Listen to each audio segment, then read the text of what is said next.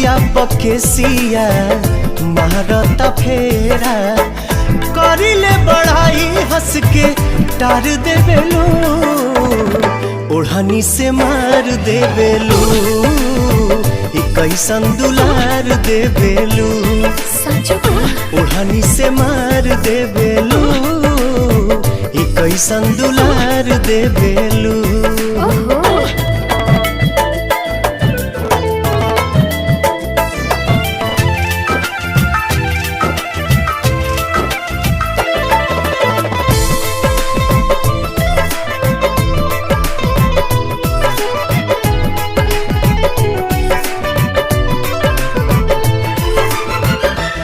हे अदा पा तोहरा जान कुर्बान बा जहिया से दिलवा राउर भइल मेहमान बा।